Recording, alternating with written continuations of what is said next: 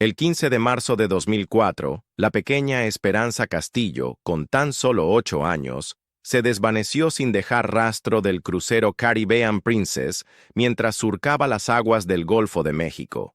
Durante una década, su familia padeció la incertidumbre más devastadora que un ser humano puede experimentar: no saber si su hija continuaba viva o estaba muerta.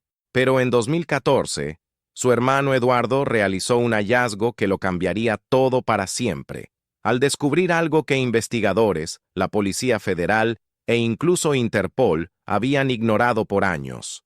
Lo que halló en una simple búsqueda de Facebook no solo desentrañaría el misterio, sino que revelaría una verdad tan perturbadora que pondría en duda todo lo que creían saber sobre el caso. ¿Cómo es posible que una niña se esfume por completo de un barco en medio del océano y aparezca años después viviendo una vida completamente distinta? Antes de proseguir con esta inquietante historia, si valoras casos misteriosos reales como este, suscríbete al canal y activa las notificaciones para no perderte ningún nuevo caso. Y dinos en los comentarios de qué país y ciudad nos estás viendo. Sentimos curiosidad por saber dónde está repartida nuestra comunidad por el mundo. Ahora vamos a descubrir cómo se inició todo. Puerto Vallarta, Jalisco. En 2004 era una ciudad que subsistía principalmente del turismo internacional. Las familias mexicanas de clase media, como los Castillo, muy rara vez podían costearse unas vacaciones en crucero, pero Alejandro Castillo había trabajado por 3 años como supervisor en una empresa constructora para juntar el dinero suficiente y así cumplir el sueño de su esposa Dolores, unas vacaciones familiares inolvidables. La familia Castillo se componía de Alejandro, de 38 años, un hombre trabajador y metódico que se había criado en los barrios populares de Guadalajara; Dolores, de 35 años, maestra de primaria en una escuela pública de Puerto Vallarta, reconocida por su entrega absoluta a sus estudiantes; Eduardo, de 16 años, un adolescente responsable que ya laboraba los fines de semana en un taller mecánico para ayudar con los gastos familiares; y la pequeña Esperanza, de 8 años, una niña extraordinariamente sociable que poseía la peculiar habilidad de hacer amigos donde quiera que fuese. Esperanza era el tipo de niña que los vecinos rememoraban con cariño. Tenía el cabello castaño oscuro, siempre arreglado con 2 coletas que su madre le hacía cada mañana, y unos ojos marrones enormes que parecían relucir cuando sonreía. Era delgada para su edad, pero fuerte y ágil, cualidades que había desarrollado jugando en las calles empedradas del centro de Puerto Vallarta, donde habitaban en una casa de 2 pisos que Alejandro había heredado de sus padres. La decisión de tomar el crucero no había sido económicamente fácil. El viaje de 5 días por el Caribe mexicano, con paradas en Cozumel y Mérida, costaba cerca de 35,000 pesos mexicanos para toda la familia, una suma considerable para los ingresos de los Castillo. Pero Dolores había insistido en que era crucial crear recuerdos familiares, sobre todo considerando que Eduardo pronto se graduaría de preparatoria y posiblemente se iría a Guadalajara para estudiar ingeniería.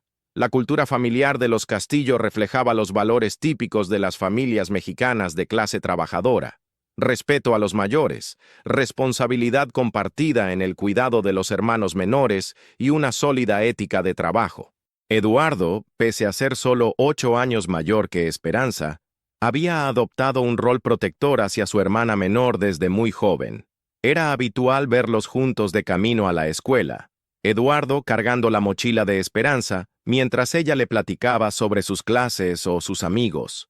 La comunidad de Puerto Vallarta en 2004 todavía mantenía esa atmósfera de pueblo grande donde la mayoría de las familias se conocían.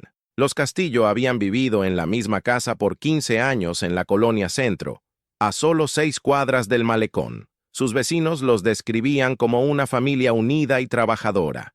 Alejandro era conocido por su puntualidad y honradez en el trabajo, mientras que Dolores era respetada por los padres de familia de la escuela primaria Benito Juárez, donde impartía 2º grado desde hacía 12 años. En la cultura mexicana de aquella época, la idea de que algo malo pudiese sucederle a un niño durante unas vacaciones familiares era casi inconcebible.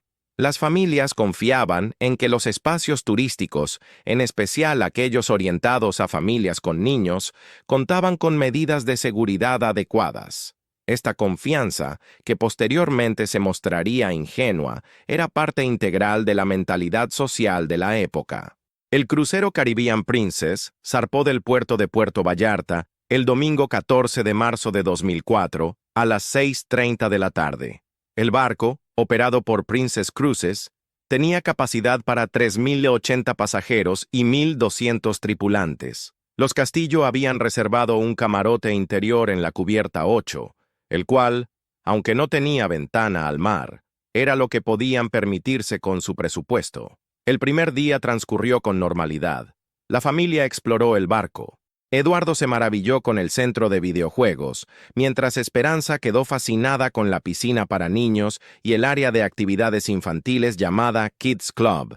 Dolores había documentado meticulosamente cada instante con su cámara digital Kodak, una inversión que había hecho específicamente para este viaje. La rutina del segundo día, 15 de marzo, empezó normalmente. Según el testimonio de Dolores, registrado en el informe policial, la familia desayunó en el buffet principal cerca de las 8:30 de la mañana. Esperanza se había mostrado particularmente entusiasmada porque habían anunciado actividades especiales para niños esa tarde, incluyendo una búsqueda del tesoro pirata que iniciaría a las 2 de la tarde. Después del desayuno, la familia se fue a la cubierta superior para tomar el sol. Eduardo se quedó en la piscina principal leyendo una revista de automóviles que había comprado en el barco, mientras Alejandro y Dolores se relajaban en las tumbonas bajo una sombrilla. Esperanza jugó en la piscina para niños bajo la supervisión directa de su madre hasta aproximadamente las 11:15 de la mañana. A esa hora, según los testimonios posteriores, Esperanza le pidió permiso a su madre para ir al baño. Dolores le indicó que fuera al baño de la cubierta 9, que estaba a solo 2 niveles de distancia y que ya había utilizado en varias ocasiones. La niña conocía perfectamente el trayecto y había demostrado ser responsable en sus desplazamientos por el barco durante el día anterior. Dolores aguardó aproximadamente 10 minutos antes de empezar a inquietarse. Conocía a su hija y sabía que Esperanza nunca tardaba más de 5 minutos en el baño, especialmente cuando había actividades de su interés esperándola. A las 11:30 de la mañana, Dolores le pidió a Eduardo que fuera a buscar a su hermana. Eduardo revisó sistemáticamente los baños de la cubierta 9. Preguntó a las señoras de la limpieza si habían visto a una niña con las características de Esperanza y luego amplió su búsqueda a las cubiertas contiguas. A las 11:45 de la mañana, regresó con sus padres sin haber hallado ningún rastro de su hermana. La búsqueda familiar se intensificó de inmediato.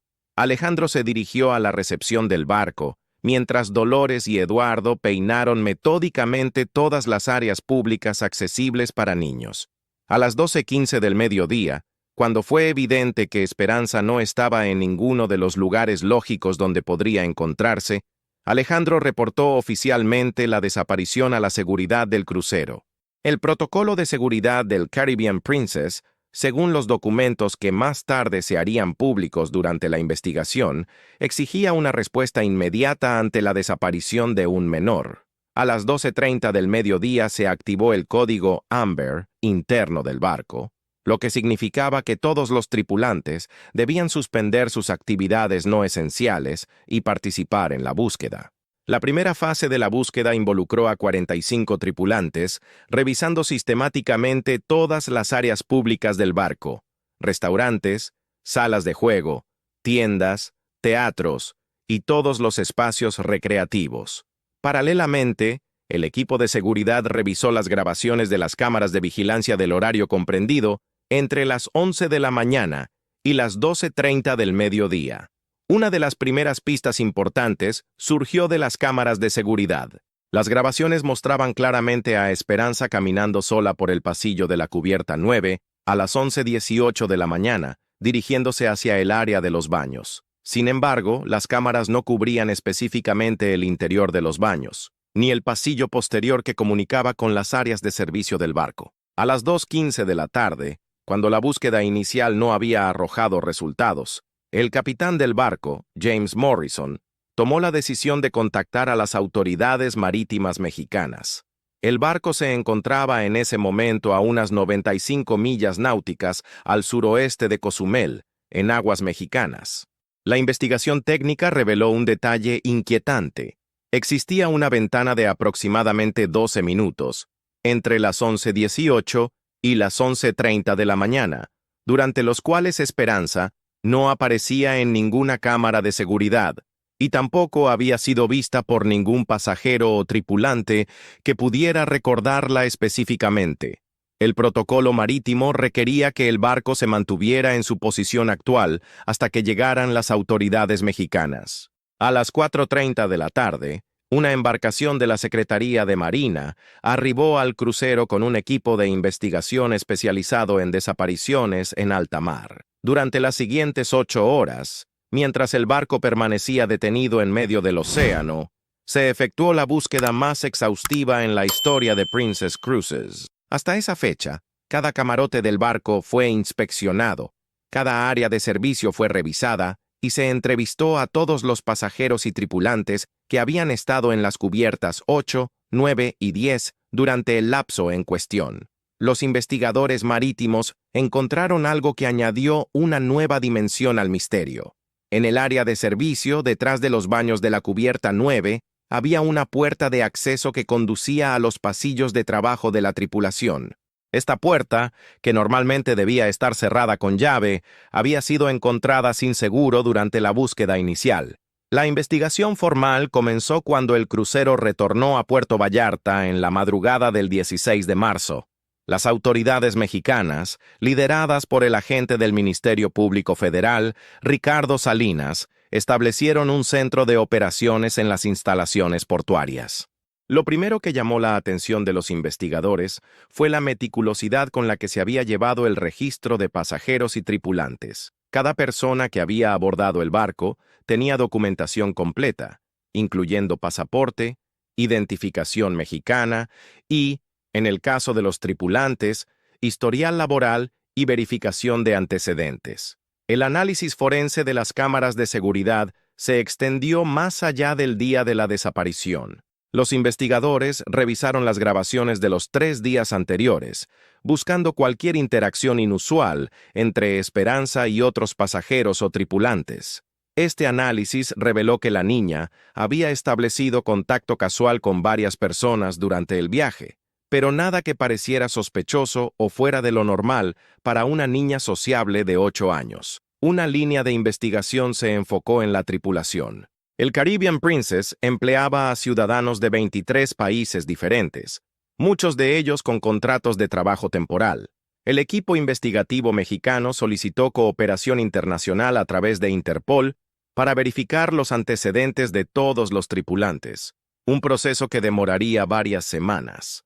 Paralelamente, se inició una investigación de los pasajeros. Los 3.080 pasajeros fueron categorizados en diferentes grupos de riesgo basándose en criterios como viajeros solos de sexo masculino, personas con antecedentes criminales conocidos y aquellos que habían tenido interacciones documentadas con Esperanza durante el viaje.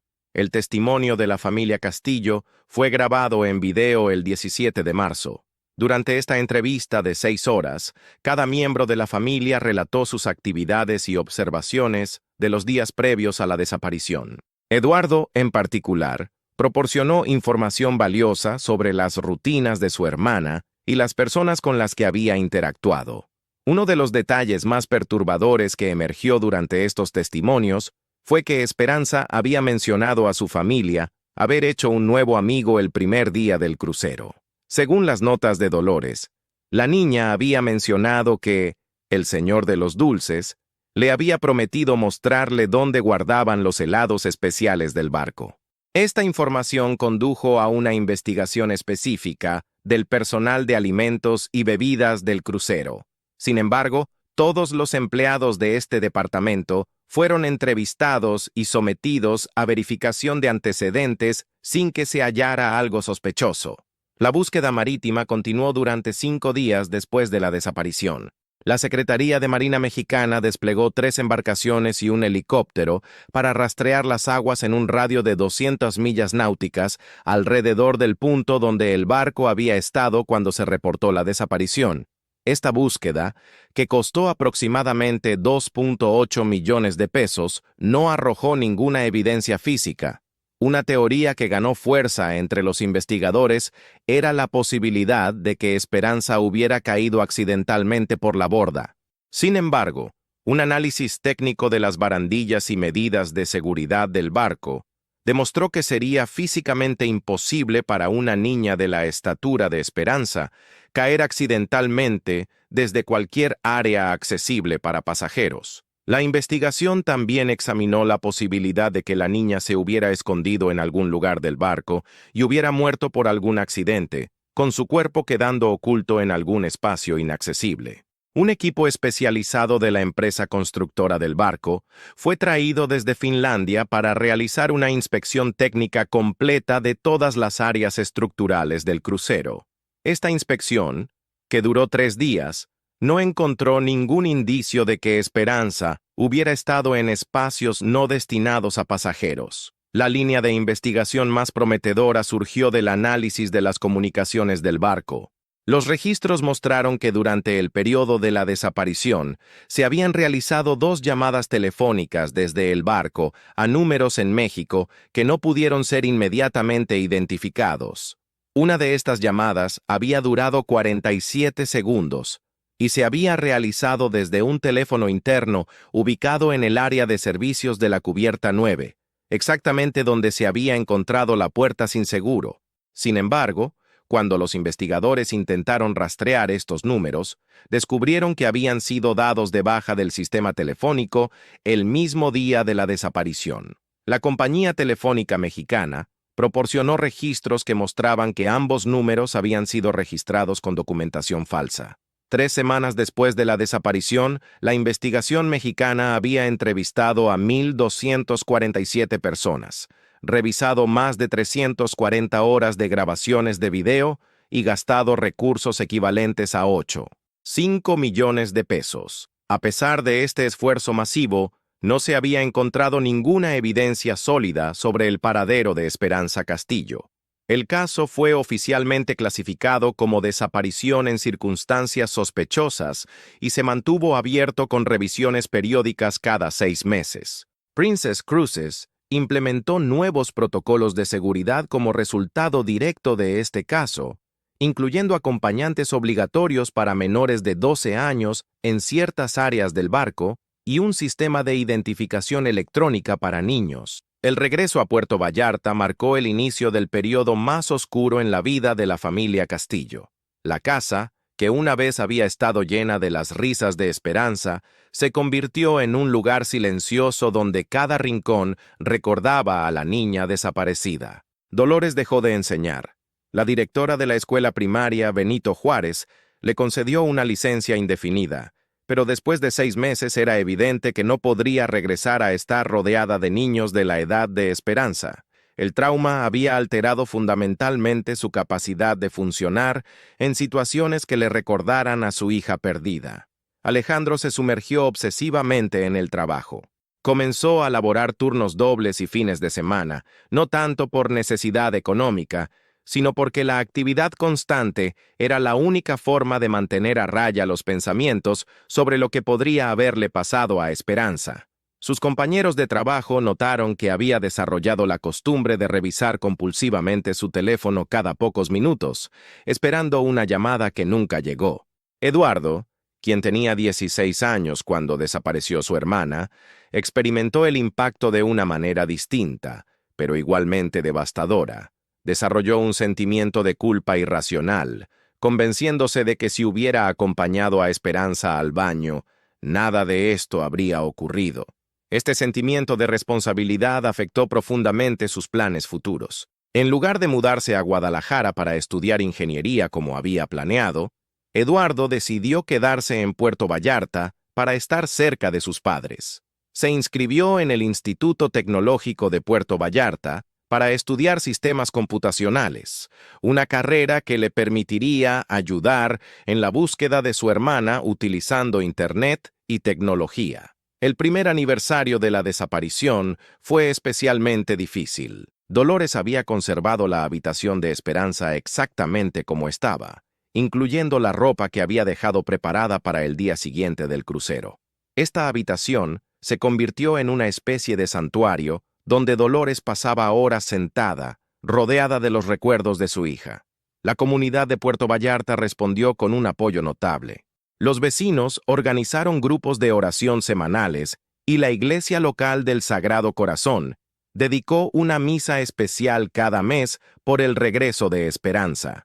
Estas muestras de solidaridad proporcionaron algún consuelo a la familia, pero también sirvieron como recordatorios constantes de su pérdida. Conforme pasaron los años, la familia tuvo que enfrentar decisiones difíciles sobre cómo continuar con sus vidas. En 2006, 2 años después de la desaparición, Alejandro y Dolores consultaron con un psicólogo especializado en duelo para determinar si debían declarar legalmente muerta a Esperanza. Sin embargo, la ausencia de cualquier evidencia de muerte hizo que esta decisión fuera imposible de tomar. Eduardo se convirtió en el miembro de la familia más activo en mantener viva la búsqueda. Durante sus estudios de sistemas, aprendió a usar herramientas de Internet que eran nuevas para esa época. En 2005 creó un sitio web dedicado a la búsqueda de Esperanza, con fotografías actualizadas que mostraban cómo podría verse a medida que crecía. La aparición de las redes sociales cambió las dinámicas de la búsqueda. Cuando MySpace se popularizó en México alrededor de 2006, Eduardo creó perfiles en todas las plataformas disponibles, utilizando diferentes combinaciones del nombre de Esperanza y apellidos que podría estar usando si hubiera sido adoptada o si hubiera cambiado de identidad. En 2008, 4 años después de la desaparición, la familia recibió la primera de lo que serían muchas falsas alarmas. Una mujer en Guadalajara contactó a las autoridades afirmando haber visto a una niña que correspondía con la descripción de Esperanza. La investigación subsecuente reveló que se trataba de un caso de confusión de identidad, pero el proceso reabrió heridas emocionales que apenas habían comenzado a sanar. Estas falsas alarmas se volvieron un patrón devastador. Cada pocos meses, alguien reportaba haber visto a Esperanza en diferentes ciudades de México. Cada reporte requería investigación. Cada investigación generaba esperanzas renovadas y cada conclusión negativa profundizaba la desesperación de la familia. Dolores desarrolló una rutina diaria que incluía revisar sitios web de niños desaparecidos, no solo mexicanos, sino internacionales. Se había vuelto experta en reconocer patrones de tráfico humano y había establecido contacto con organizaciones de búsqueda en Estados Unidos, pensando que era posible que Esperanza hubiera sido llevada al otro lado de la frontera. La relación matrimonial entre Alejandro y Dolores se vio severamente afectada.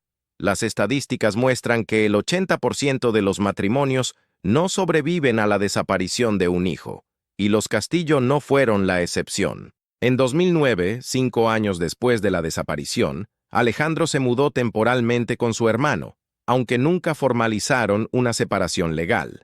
Eduardo se había convertido no solo en el hijo, sino en el mediador emocional entre sus padres. A los 21 años, había asumido responsabilidades que habrían sido abrumadoras para muchos adultos. Trabajaba medio tiempo en una empresa de tecnología y utilizaba sus ingresos para mantener actualizada la búsqueda en Internet, pagando por anuncios en Google y manteniendo activos múltiples sitios web dedicados a encontrar a Esperanza.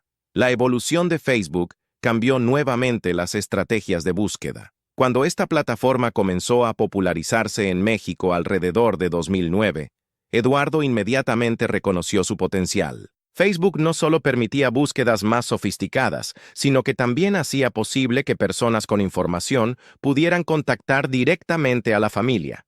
Eduardo desarrolló una metodología sistemática para usar Facebook en la búsqueda. Cada semana dedicaba al menos 10 horas a buscar perfiles que pudieran corresponder con Esperanza, utilizando diferentes combinaciones de nombres, edades aproximadas y ubicaciones geográficas.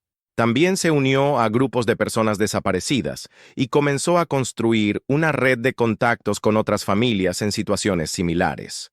En 2010, 6 años después de la desaparición, Eduardo había desarrollado una base de datos con más de 2.000 perfiles de Facebook que había identificado como posibles coincidencias.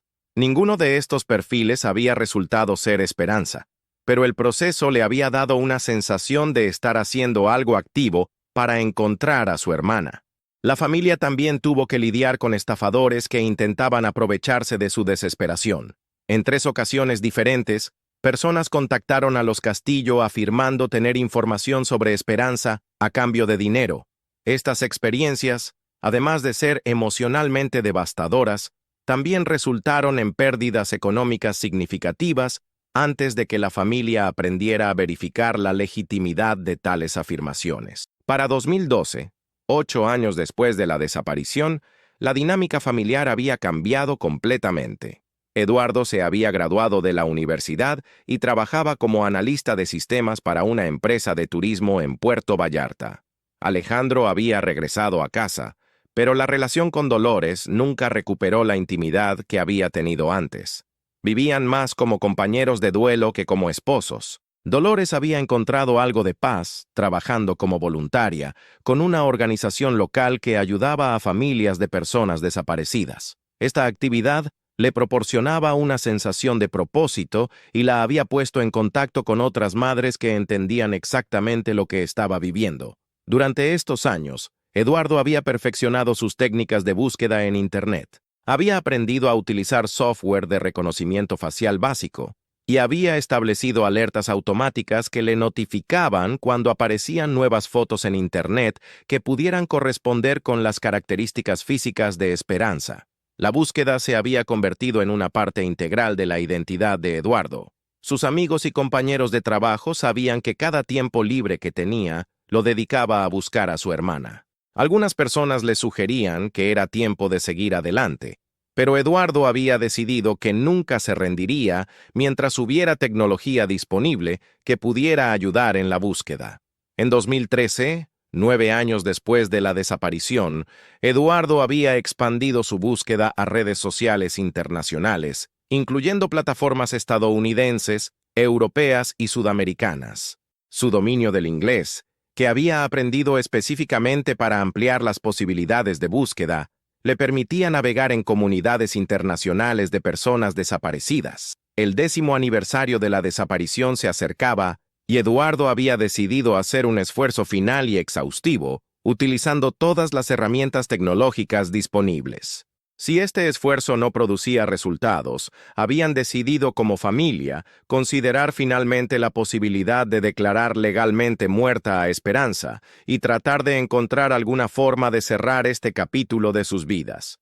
El 14 de marzo de 2014, exactamente 10 años después de la desaparición de Esperanza, Eduardo se estaba preparando para lo que había decidido que sería su búsqueda final en Internet. Había tomado vacaciones de una semana en su trabajo con el propósito específico de dedicar cada hora disponible a una revisión sistemática y exhaustiva de todas las redes sociales posibles. Eduardo había desarrollado durante los años una metodología extremadamente detallada.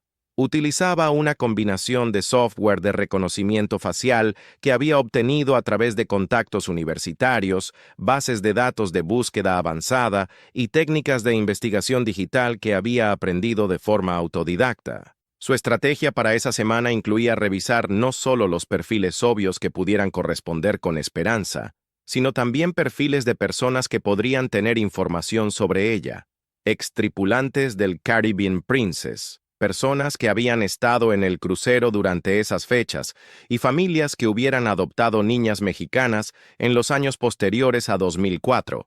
La tecnología de Facebook había evolucionado significativamente desde que Eduardo había comenzado sus búsquedas. En 2014, las funciones de búsqueda eran mucho más sofisticadas, permitiendo filtros por edad, ubicación, escuela y múltiples otros criterios que no habían estado disponibles en los años anteriores. Eduardo había creado una lista de 347 variaciones posibles del nombre de Esperanza. Esperanza, Espe, Espi, Hope, su traducción al inglés, Opi, y docenas de otras variaciones y apodos que una adolescente podría estar usando. También había compilado una lista de más de 100 apellidos posibles, incluyendo apellidos comunes de familias adoptivas en México, Estados Unidos y Canadá. El proceso que Eduardo seguía era meticuloso hasta el punto de ser obsesivo. Cada perfil potencial era guardado en una base de datos con capturas de pantalla, notas sobre similitudes físicas, información sobre conexiones mutuas o ubicaciones geográficas que pudieran ser relevantes. El 15 de marzo, después de 2 días de búsqueda intensa, Eduardo había revisado más de 3.200 perfiles sin encontrar nada prometedor. La frustración comenzaba a acumularse, especialmente porque sentía que estaba repitiendo búsquedas que había hecho en años anteriores. Fue entonces cuando decidió cambiar su estrategia. En lugar de buscar directamente el nombre de Esperanza, comenzó a buscar perfiles de personas que hubieran vivido en Puerto Vallarta o que tuvieran conexiones con esa ciudad. Su teoría era que si Esperanza había sido llevada por alguien del crucero, podría haber mantenido alguna conexión geográfica con México. Esta nueva estrategia lo llevó a revisar perfiles de personas que habían trabajado en la industria turística de Puerto Vallarta, especialmente aquellos que habían tenido trabajos relacionados con cruceros entre 2004 y 2014. Facebook permitía búsquedas por empleador anterior, una función que Eduardo no había utilizado de manera sistemática en búsquedas previas. El 16 de marzo, Eduardo encontró el perfil de un hombre llamado Fernando Aguilar, que había trabajado como coordinador de excursiones para varias líneas de cruceros, incluyendo Princess Cruises, entre 2002 y 2008. El perfil de Fernando incluía fotos de eventos familiares que databan de varios años. Eduardo comenzó a revisar sistemáticamente todas las fotos en el perfil de Fernando, utilizando software de reconocimiento facial para compararlas con las fotos de progresión de edad de Esperanza que había creado con ayuda de especialistas forenses. Esta era una técnica que había desarrollado durante los últimos 2 años y que había resultado útil para descartar rápidamente perfiles que no correspondían. En una foto de lo que parecía ser una celebración de cumpleaños en 2012, Eduardo notó a una adolescente en el fondo de la imagen. La calidad de la foto no era excelente, pero algo en las facciones de la muchacha le resultó familiar. Utilizó software de ampliación de imagen para examinar más detalladamente los rasgos faciales. La similitud era suficientemente notable como para justificar una investigación más profunda. Eduardo comenzó a examinar los comentarios en esa foto específica, buscando nombres de las personas que aparecían en la imagen. En los comentarios, Fernando había etiquetado a varias personas, incluyendo a una usuaria cuyo perfil estaba listado como Paloma Aguilar. Eduardo hizo clic en el perfil de Paloma Aguilar e inmediatamente sintió una descarga de adrenalina. La foto de perfil mostraba a una joven de aproximadamente 18 años que tenía una similitud extraordinaria con las proyecciones de edad que los especialistas habían creado para mostrar cómo se vería Esperanza a esa edad. El perfil de Paloma Aguilar contenía información que inmediatamente llamó la atención de Eduardo. Listaba su ciudad de residencia como Mérida, Yucatán, y su fecha de nacimiento como 15 de agosto de 1995. Si esta información era correcta, Paloma tendría exactamente la edad que Esperanza tendría en 2014. Más significativo aún, el perfil mostraba que Paloma había sido estudiante de preparatoria en Mérida hasta 2013, pero no había información sobre su educación primaria o su lugar de nacimiento. Para alguien que había crecido en Mérida, esta ausencia de información educativa temprana era inusual. Eduardo procedió a examinar cada foto disponible en el perfil de Paloma, comparándolas sistemáticamente con las fotos de Esperanza, utilizando puntos de referencia facial que había aprendido de manuales de investigación forense. Las similitudes eran demasiado numerosas para ser coincidencia. La forma de los ojos, la estructura de la mandíbula, la forma distintiva de las orejas y varias marcas de nacimiento que eran visibles en algunas de las fotos. Lo que más impactó a Eduardo fue una foto de Paloma de 2011 en la que aparecía sonriendo directamente a la cámara. La sonrisa era idéntica a la sonrisa característica de Esperanza que Eduardo recordaba perfectamente.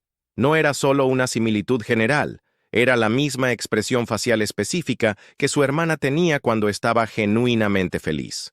Eduardo pasó las siguientes 6 horas documentando meticulosamente cada similitud que había encontrado.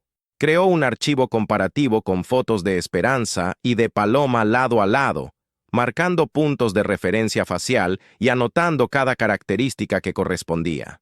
Cuando terminó este análisis inicial, Eduardo tenía 23 puntos de similitud facial documentados, un número que, según la literatura forense que había estudiado, hacía altamente probable que se tratara de la misma persona. Sin embargo, sabía que necesitaba más evidencia antes de contactar a sus padres o a las autoridades. Eduardo procedió a investigar las conexiones de Paloma en Facebook. Sus amigos incluían principalmente a personas de Mérida, pero también tenía conexiones con personas en otras ciudades de México y algunos contactos en Estados Unidos. Una conexión que llamó particularmente su atención era con Fernando Aguilar, el ex empleado de cruceros en cuya foto había aparecido originalmente. La relación entre Paloma y Fernando no estaba claramente definida en Facebook, pero aparecían juntos en múltiples fotos familiares a lo largo de varios años. En algunas fotos, Fernando aparecía junto con una mujer que Paloma había etiquetado como Mamá Rosa, sugiriendo que Fernando podría ser su padre adoptivo. Eduardo también notó que Paloma había comenzado a usar Facebook solo en 2010, cuando habría tenido aproximadamente 15 años. Para una adolescente mexicana en esa época, comenzar a usar redes sociales a los 15 años no era inusual, pero la ausencia completa de fotos o referencias a su vida antes de 2010 sí era notable. Más intrigante aún, Eduardo descubrió que Paloma había asistido a una escuela secundaria privada en Mérida que era conocida por aceptar estudiantes que no tenían documentación educativa completa de sus años de primaria. Esta escuela tenía una reputación de trabajar con familias adoptivas y niños que habían tenido disrupciones en su educación temprana. Al final del día 16 de marzo, Eduardo tenía suficiente evidencia como para estar convencido de que había encontrado a su hermana. Sin embargo, también entendía la magnitud de lo que esto significaba, y sabía que necesitaba manejar la situación con extremo cuidado. Eduardo pasó la noche del 16 de marzo sin dormir, revisando una y otra vez la evidencia que había compilado. La posibilidad de que hubiera finalmente encontrado a Esperanza era abrumadora, pero también aterradora. 10 años de búsqueda habían resultado en docenas de falsas alarmas, y Eduardo sabía que las consecuencias emocionales de otra decepción podrían ser devastadoras para su familia.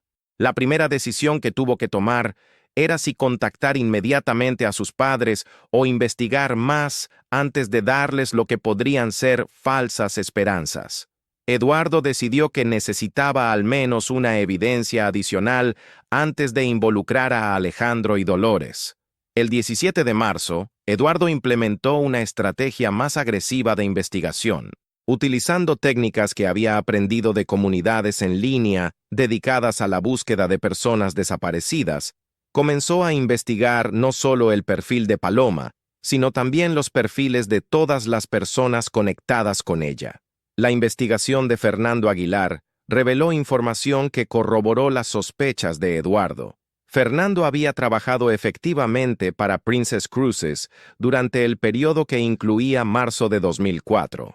Más específicamente, los registros laborales que Eduardo pudo acceder a través de LinkedIn mostraban que Fernando había trabajado como coordinador de actividades infantiles en cruceros del Caribe durante exactamente el periodo cuando Esperanza había desaparecido. Eduardo también descubrió que Fernando había tenido problemas legales en 2005, un año después de la desaparición de Esperanza.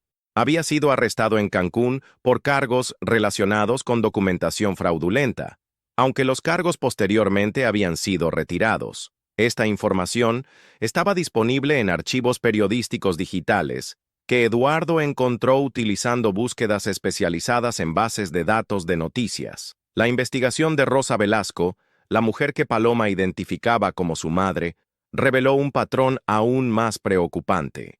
Rosa había adoptado oficialmente a Paloma en 2007, 3 años después de la desaparición de Esperanza.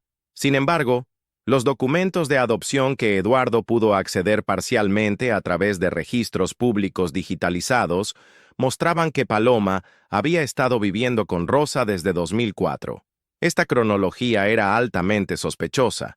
Si Paloma realmente había nacido en 1995 y había estado con Rosa desde 2004, habría estado con ella desde los 9 años. Sin embargo, no había registros oficiales de por qué una niña de 9 años habría necesitado ser colocada en cuidado adoptivo, ni registros de sus padres biológicos originales. Eduardo contactó discretamente a un abogado especializado en casos de personas desaparecidas para entender las implicaciones legales de lo que había descubierto. El abogado le advirtió que acusar a alguien de secuestro sin evidencia absoluta podría resultar en problemas legales para Eduardo, pero también le confirmó que tenía suficiente evidencia para justificar una investigación policial formal. El 18 de marzo, Eduardo tomó la decisión de contactar directamente a Paloma a través de Facebook. Elaboró cuidadosamente un mensaje que no la alarmaría, pero que podría revelar información crucial sobre su identidad. El mensaje que Eduardo envió decía: «Hola Paloma, sé que no nos conocemos, pero estoy investigando personas que podrían haber estado en un crucero por el Caribe en marzo de 2004. Vi que tienes conexiones con personas que trabajaban en esa industria en esa época. ¿Sería posible que me ayudaras con algunas preguntas sobre esa época? Es para un proyecto de investigación sobre turismo en México». Eduardo había diseñado el mensaje para ser vago, pero específico sobre las fechas relevantes. Si Paloma realmente era Esperanza, la mención de marzo de 2004 y cruceros del Caribe podrían despertar recuerdos o reacciones que revelarían información importante. La respuesta de Paloma llegó sorprendentemente rápido, solo 3 horas después de que Eduardo enviara el mensaje. Su respuesta fue: «Hola, Eduardo. La verdad es que no recuerdo mucho de esa época porque era muy pequeña, pero puedes preguntarme lo que necesites. Fernando, que es como mi papá, trabajaba en cruceros en esos años». Esta respuesta confirmó varias sospechas de Eduardo. Primero, Paloma reconocía que había sido muy pequeña en 2004, lo cual era consistente con tener 8 años en esa época. Segundo, confirmaba directamente la conexión con Fernando y su trabajo en cruceros. Tercero, la forma casual en que describía a Fernando como «mi papá» sugería que no era su padre biológico. Eduardo decidió presionar un poco más en sus siguientes mensajes. Preguntó específicamente sobre recuerdos de barcos, puertos mexicanos y si había vivido en diferentes ciudades cuando era niña. Las respuestas de Paloma fueron vagas, pero revelaron detalles significativos. Paloma mencionó que tenía recuerdos muy confusos de su infancia temprana y que había vivido en varios lugares antes de establecerse permanentemente en Mérida alrededor de 2007. También mencionó que a veces tenía sueños sobre estar en un barco grande, pero que Rosa le había dicho que estos probablemente eran fantasías de niña. La mención de sueños sobre barcos fue el detalle que convenció definitivamente a Eduardo. Durante las primeras semanas después de la desaparición, Esperanza había mencionado frecuentemente sueños sobre barcos y el océano. Era un detalle específico que solo alguien que hubiera estado en el crucero Caribbean Princess podría recordar de manera tan vívida. Eduardo sabía que había llegado el momento de involucrar a sus padres y a las autoridades. Sin embargo, también sabía que necesitaba manejar esta situación con extremo cuidado. Si Paloma realmente era Esperanza, había pasado 10 años creyendo que Rosa y Fernando eran su familia. La revelación de la verdad tendría que ser manejada de manera que no traumatizara adicionalmente a su hermana. El 19 de marzo, Eduardo finalmente decidió contactar a sus padres.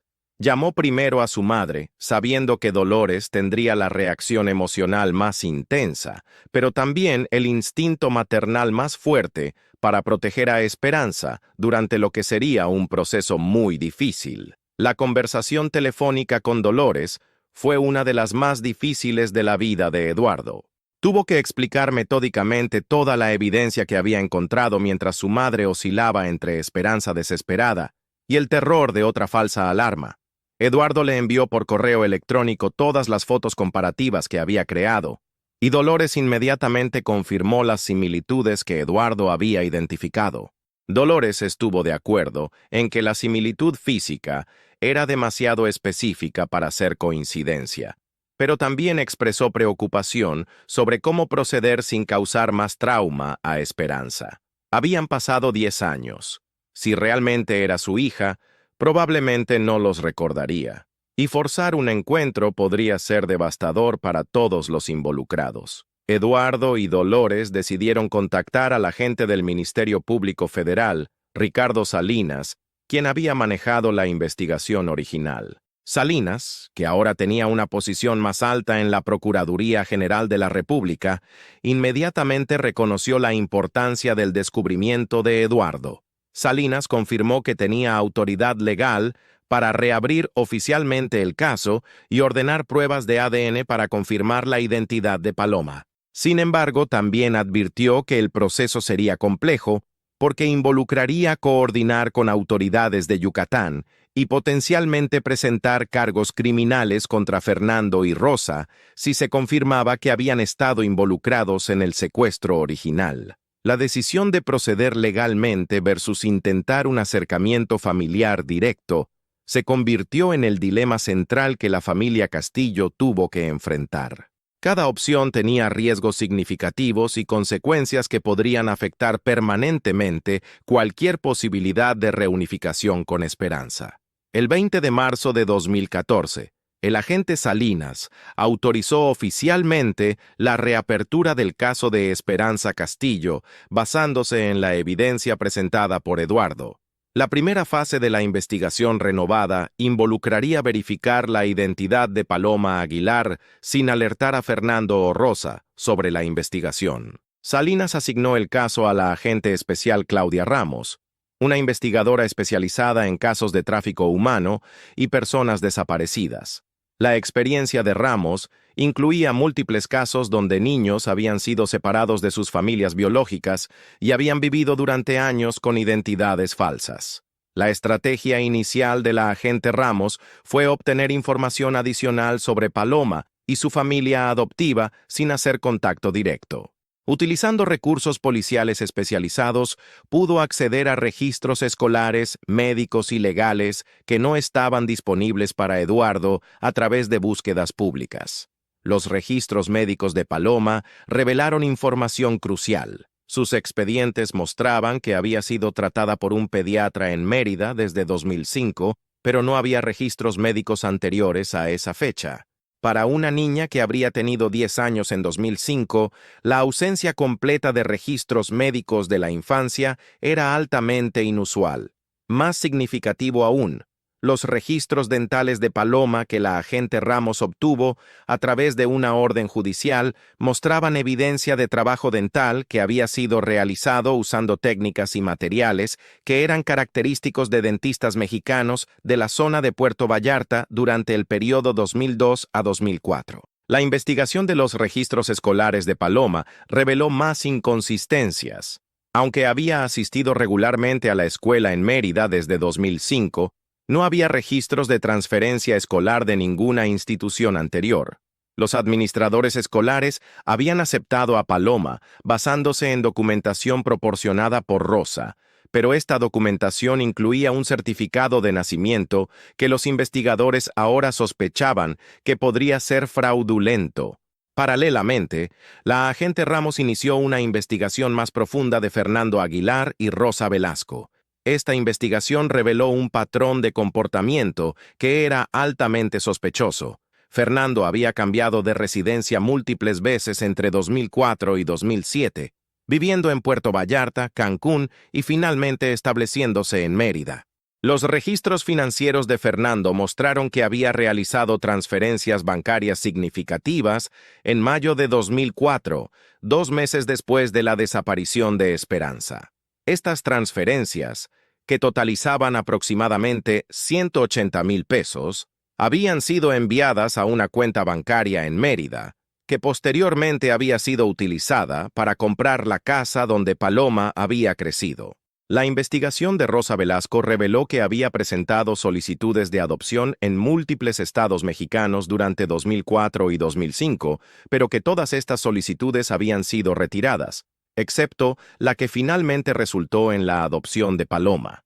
Este patrón sugería que Rosa había estado específicamente buscando una forma de legalizar la custodia de una niña que ya estaba en su posesión. El 25 de marzo, la agente Ramos había compilado suficiente evidencia circunstancial para justificar una confrontación directa. Sin embargo, la estrategia para esta confrontación requería extremo cuidado debido a la sensibilidad psicológica de la situación.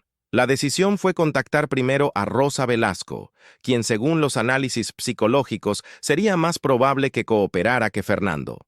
La agente Ramos y un psicólogo especializado en reunificación familiar se dirigieron a Mérida para realizar esta entrevista.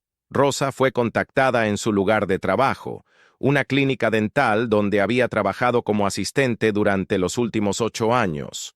Cuando la agente Ramos se identificó y mencionó que estaba investigando el caso de Esperanza Castillo, Rosa inmediatamente comenzó a llorar y pidió hablar en privado. En una sala de interrogatorio en las oficinas de la Procuraduría de Yucatán, Rosa confesó que había sabido desde el principio que Paloma no era huérfana como Fernando le había dicho.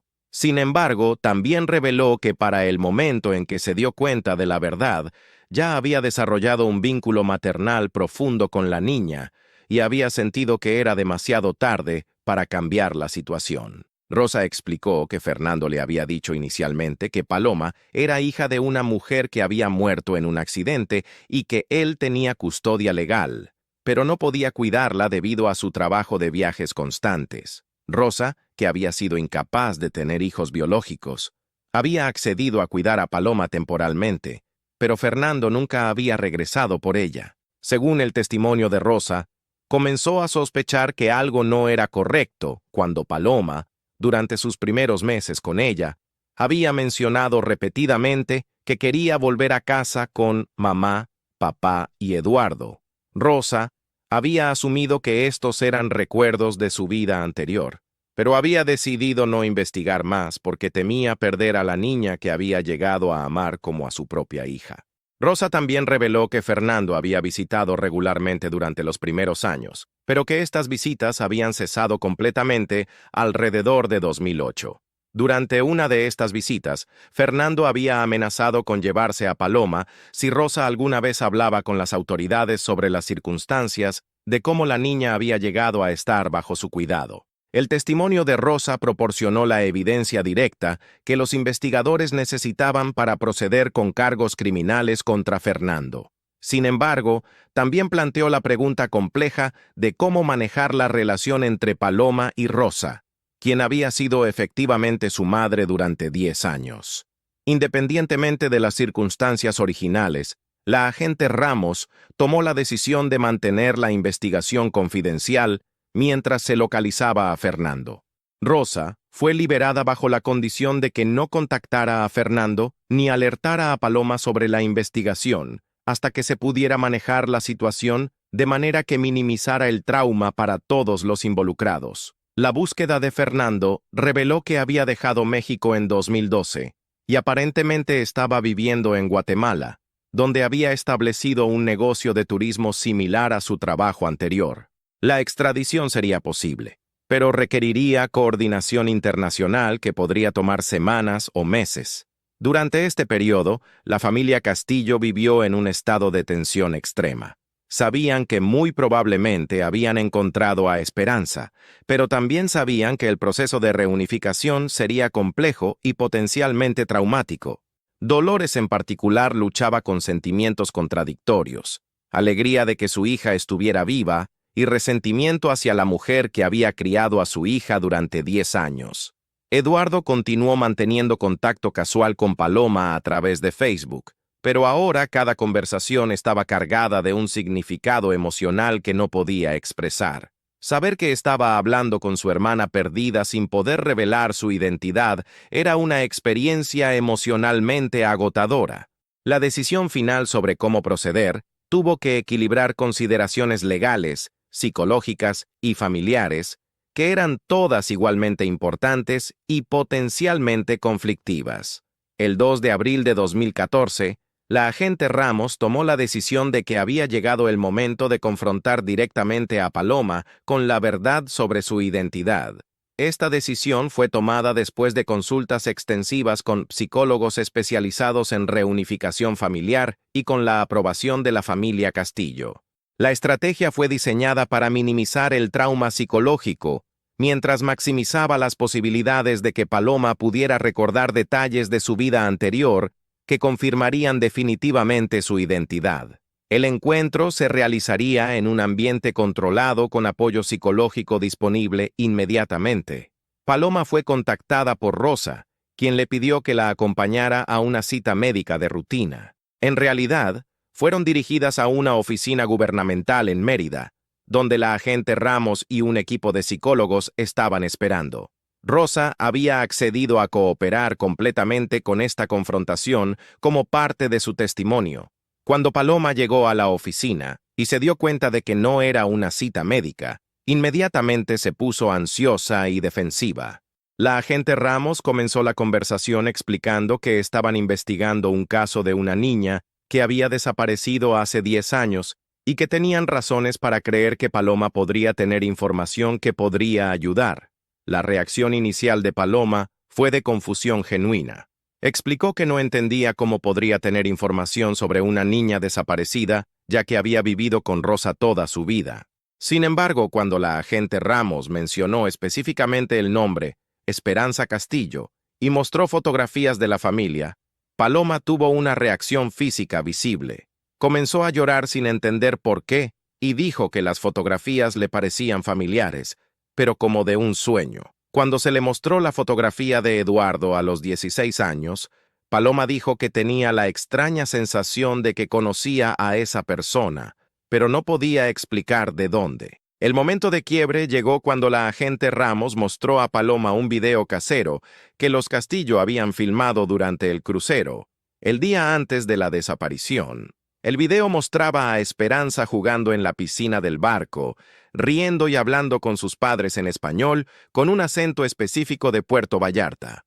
Mientras Paloma veía el video, comenzó a experimentar lo que los psicólogos presentes identificaron como recuperación de memoria traumática. Comenzó a recordar fragmentos específicos: el sabor del agua clorada de la piscina, la sensación del piso del barco bajo sus pies, la voz de su madre llamándola desde lejos. Paloma preguntó si podía ver el video otra vez, y durante la segunda visualización, de repente gritó, ¡Eduardo!, al ver a su hermano en el video. En ese momento comenzó a recordar no solo a Eduardo, sino también fragmentos de su vida en Puerto Vallarta, la casa donde había vivido, su escuela, sus amigos, y especialmente los momentos con su familia. La recuperación de memoria no fue inmediata ni completa, pero fue suficientemente específica como para confirmar, sin lugar a dudas, que Paloma era realmente Esperanza Castillo.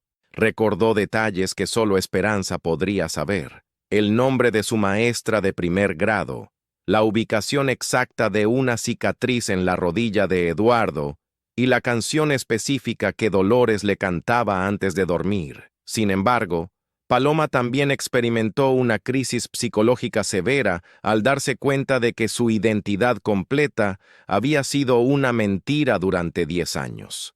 La mujer que había conocido como su madre había participado en separarla de su familia real, y el hombre que había conocido como padre había sido responsable de su secuestro.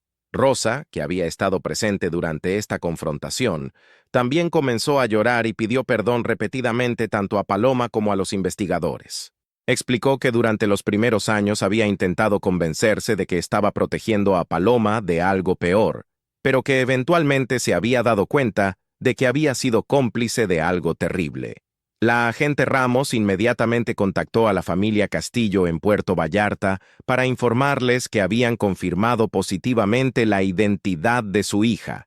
La conversación telefónica con Dolores fue una mezcla de alegría, alivio y ansiedad sobre cómo proceder con la reunificación.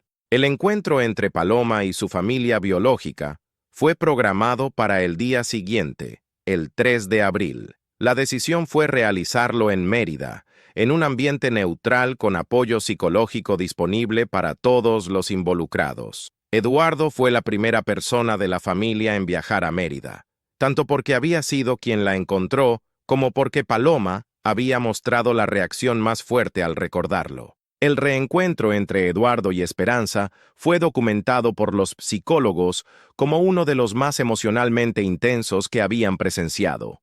Cuando Esperanza vio a Eduardo entrar a la habitación, inmediatamente lo reconoció como su hermano, pero también experimentó una confusión emocional severa porque la persona que había conocido como su realidad durante 10 años había sido destruida en cuestión de horas. Eduardo se acercó lentamente a su hermana y le dijo: «Hola, Esperanza. Soy Eduardo, tu hermano. Te he estado buscando durante 10 años». Esperanza respondió: «Sé quién eres, pero no entiendo cómo todo esto es posible. Mi vida entera ha sido una mentira». La conversación entre los hermanos duró 3 horas, durante las cuales Eduardo cuidadosamente le explicó todo lo que había pasado desde su desaparición, cómo la familia nunca había dejado de buscarla, cómo había afectado a sus padres y cómo él había dedicado años a desarrollar técnicas para encontrarla en Internet. Esperanza también compartió fragmentos de sus recuerdos de la década que había vivido como Paloma. Explicó que había tenido una infancia generalmente feliz con Rosa, quien había sido una madre cariñosa, pero que siempre había tenido la sensación de que algo faltaba en su vida. También mencionó que había tenido pesadillas recurrentes sobre estar perdida y no poder encontrar a su familia, pero que Rosa le había dicho que eran solo sueños. La reunión con Alejandro y Dolores se realizó el 4 de abril. Este encuentro fue aún más emocionalmente intenso, especialmente para Dolores, quien había conservado la habitación de Esperanza exactamente como estaba 10 años antes. Cuando Dolores vio a su hija por primera vez, inmediatamente la reconoció, pero también se dio cuenta de que ya no era la niña de 8 años que había perdido, sino una joven de 18 años que había vivido una vida completamente diferente. Esperanza tuvo dificultades para relacionarse inmediatamente con Alejandro y Dolores, como sus padres, porque Rosa había sido efectivamente su madre durante la mayoría de su vida consciente. Sin embargo, también experimentó una sensación de volver a casa que no podía explicar racionalmente. La reunificación de Esperanza con la familia Castillo no fue el final feliz inmediato que muchos habrían esperado, sino el comienzo de un proceso complejo de reconstrucción familiar que tomaría años. Esperanza enfrentó la decisión imposible entre dos familias que la amaban. Rosa había sido su madre durante 10 años y había proporcionado amor, cuidado y estabilidad, aunque basado en circunstancias criminales. Los Castillo eran su familia biológica que nunca había dejado de buscarla, pero eran efectivamente extraños después de una década de separación. La solución que se desarrolló fue gradual y supervisada por profesionales. Esperanza continuó viviendo en Mérida con Rosa durante los primeros meses, pero comenzó a pasar tiempo regular con los Castillo en Puerto Vallarta.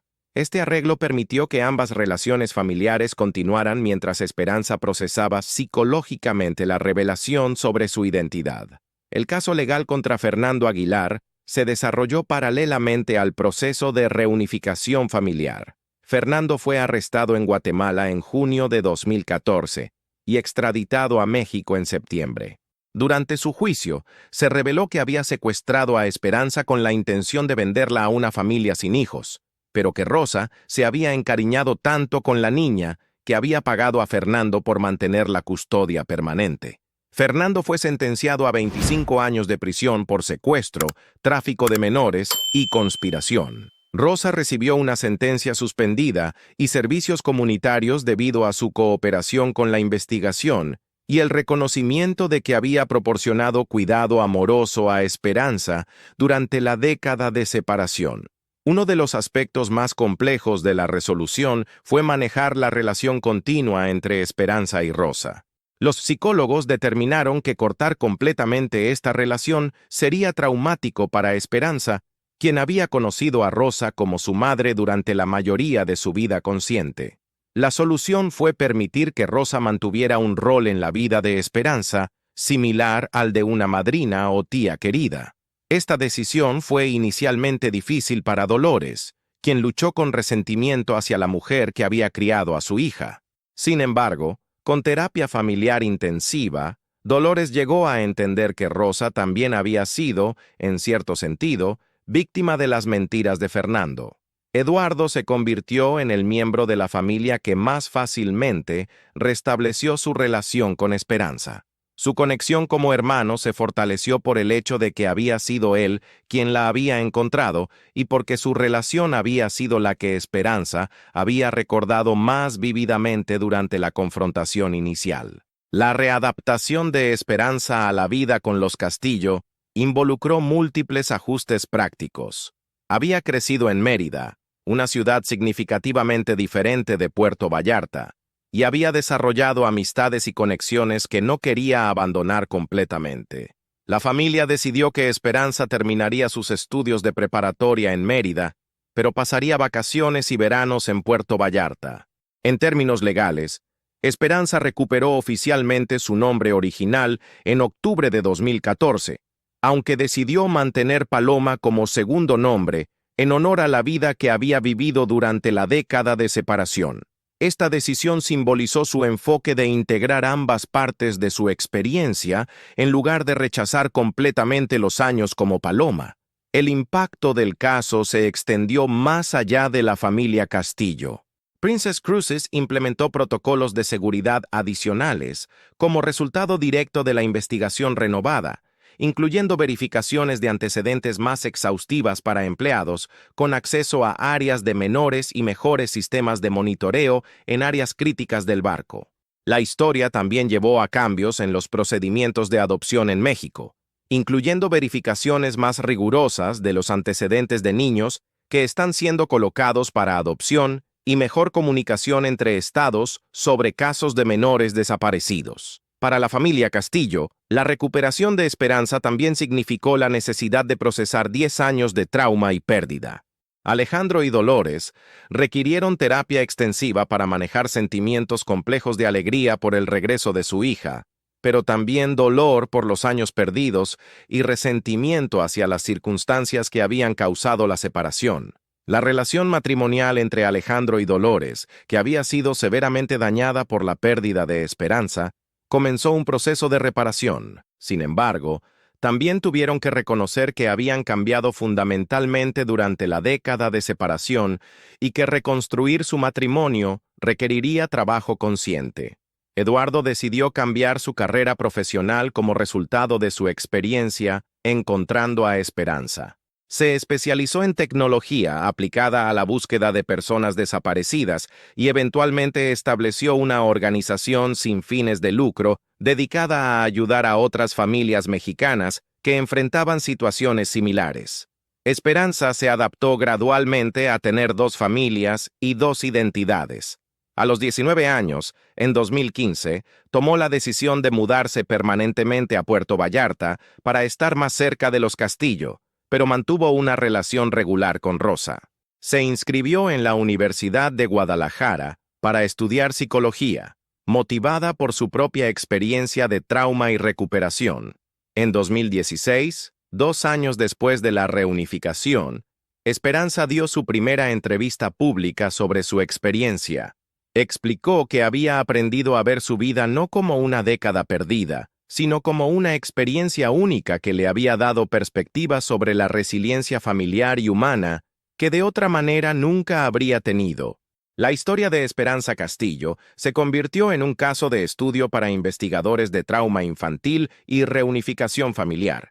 Su capacidad de integrar 2 identidades aparentemente contradictorias en una narrativa coherente de vida fue considerada notable por profesionales de la salud mental. En el 10º aniversario de su reunificación en 2024, Esperanza reflexionó sobre cómo el caso había afectado no solo a su familia, sino a las políticas públicas relacionadas con niños desaparecidos en México. Su historia había inspirado mejoras en sistemas de búsqueda, protocolos de investigación y apoyo para familias afectadas. Rosa Velasco continuó viviendo en Mérida y mantuvo una relación cordial con la familia Castillo. En 2020, cuando nació el primer hijo de Esperanza, Rosa fue invitada a conocer a su nieto, simbolizando la compleja, pero finalmente exitosa integración de las dos familias que habían amado a Esperanza. El caso también tuvo un impacto duradero en la industria de cruceros. La historia de Esperanza llevó a investigaciones de múltiples casos similares, donde empleados de cruceros habían tenido acceso inapropiado a menores. Aunque la mayoría de estos casos no involucraban secuestro, llevaron a reformas significativas en protocolos de protección infantil en toda la industria. Para Eduardo, encontrar a su hermana validó una década de búsqueda obsesiva que muchas personas habían considerado poco saludable. Su metodología de búsqueda en redes sociales se convirtió en un modelo utilizado por otras organizaciones de búsqueda de personas desaparecidas y fue reconocido internacionalmente por su innovación en la aplicación de tecnología a casos de personas desaparecidas. La familia Castillo aprendió que la reunificación no significaba el regreso a la vida que habían tenido antes, sino la creación de una nueva dinámica familiar que incorporaba las experiencias y el crecimiento que todos habían tenido durante la década de separación. Este caso nos muestra cómo la tecnología y la perseverancia familiar pueden combinarse para resolver incluso los misterios más complejos. La historia de Esperanza también ilustra que las familias pueden sobrevivir traumas increíbles y encontrar formas de reconstruirse, aunque nunca de la misma manera que existían antes. ¿Qué piensan de esta historia? ¿Pudieron identificar las señales que apuntaban hacia la verdad a lo largo de la narrativa? ¿Creen que Eduardo hizo lo correcto al mantener su búsqueda durante tantos años? Compartan sus reflexiones en los comentarios sobre cómo las redes sociales han cambiado la forma en que buscamos a personas perdidas. Si esta historia los impactó, no olviden suscribirse al canal y activar las notificaciones para no perderse más casos reales como este.